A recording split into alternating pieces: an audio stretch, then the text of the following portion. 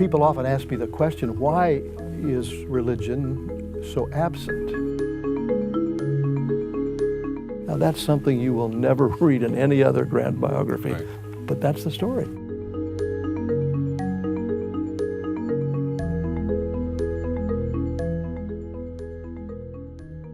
My guest today is the esteemed American religious scholar, Dr. Ronald White.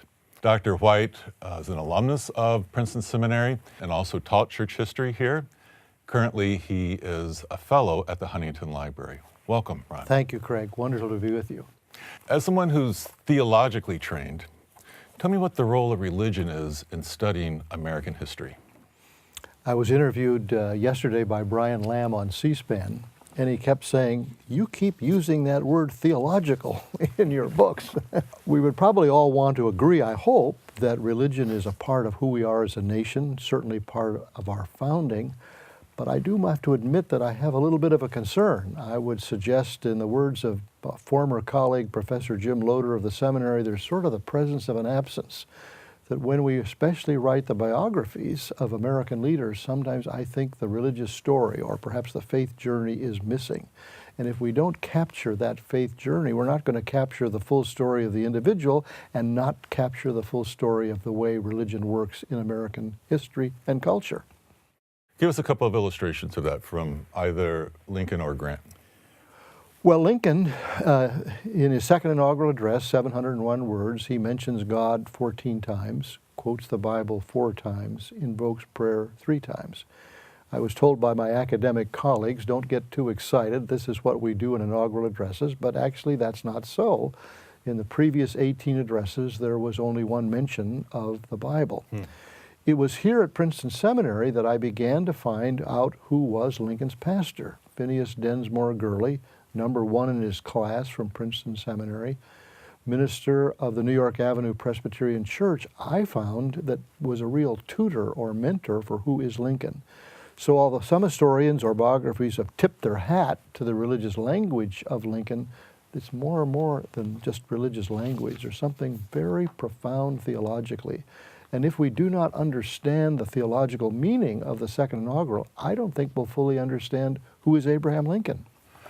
So would it be fair to say that Lincoln learned some of his notion of providence through his pastor? He did.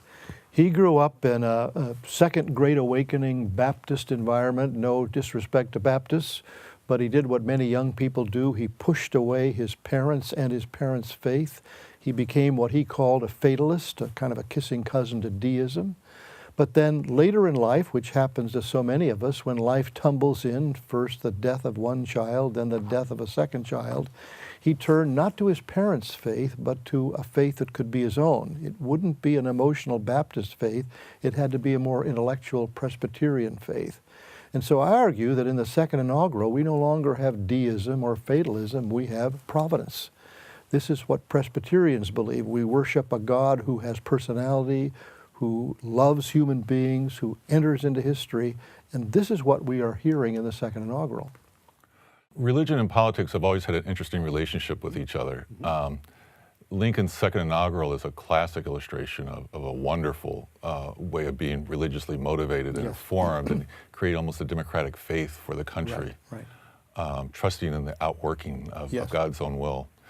How does, without using names, how does it work badly when religion and politics get mixed up? Well, we've seen it work badly in lots of ways recently where faith and politics are linked, but it seems to me that in many ways politics trump faith. That politics is really driving the conversation more than the faith or the theology of the people who are using it. And so I like to say that we have separated properly church and state in this country. This is part of who we are. But we've never separated, nor should we, religion and politics. Give us just one sense in which being theologically trained has been an asset in doing history. Well, people often ask me the question, why is religion so absent? And quite apart perhaps from the biographer not being interested in this, I think my theological training has helped me immensely. When I did my first Lincoln book, my roommate next door, who you and I both know very well, John Stevens, said to me, "You're doing nothing more than we learned at Princeton. You're exegeting the text." There we are. So I think that my ability to try to draw out of the text is everything that I learned here. I could not do this if I did not have this kind of theological training and ministry experience. Scott Berg introduced me, the author of the biography of Wilson, introduced me at the LA Times Book Festival, and he said, "Ron, you've written such a personal book on Lincoln." Well, I don't know that I set out to write a personal book, but any of us who've been pastors know that we're interested in the personal story of the people in our congregation. That's what we want to know, and so that interests me. What is the personal story of Lincoln and Grant? And I think that's what the reader wants to know ultimately.